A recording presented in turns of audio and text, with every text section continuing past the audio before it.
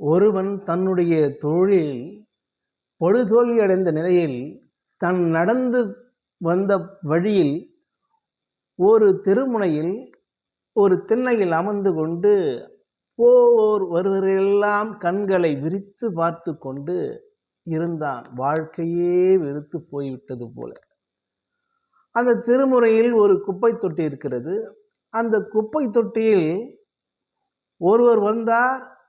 அந்த குப்பையில் இருக்கின்ற பேப்பர்கள் எல்லாம் ஒரு சாக்கு பையில் போட்டுக்கொண்டு எடுத்து சென்றார்.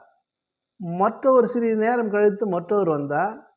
அங்கு இருக்கக்கூடிய பாட்டில்கள் எல்லாம், அந்த குப்பை தொட்டியில் இருக்கிற பாட்டில் எல்லாம் எடுத்து ஒரு பையில் போட்டுக்கொண்டு சென்று விட்டார்.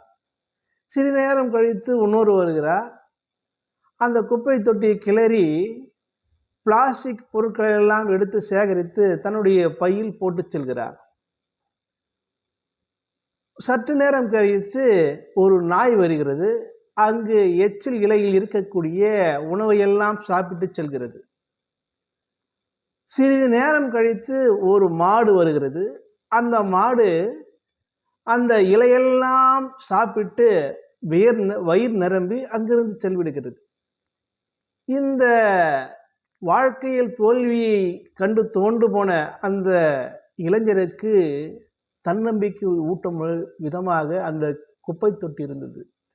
இந்த குப்பை தொட்டியே பல பேருக்கு நன்மை செய்கின்ற போது, இந்த விரிந்து பறந்து கிடக்கின்ற இந்த உலகத்தில் நம் தேவைகள் என்ன என்று நாம் அறியாமல் திகைப்போடு இருக்கிறோம் என்று உணர்ந்தான், அறிந்தான். தன்னம்பிக்கையோடு தன்னுடைய தொழிலை மேற்கொண்டான். அவன் வெற்றி கண்டான். வாழ்வில் மிகச்சிறந்த செல்வந்தனானான். நான் இக்கதை சொல்லி முடிக்கிறேன். நன்றி, வணக்கம் நண்பர்களே.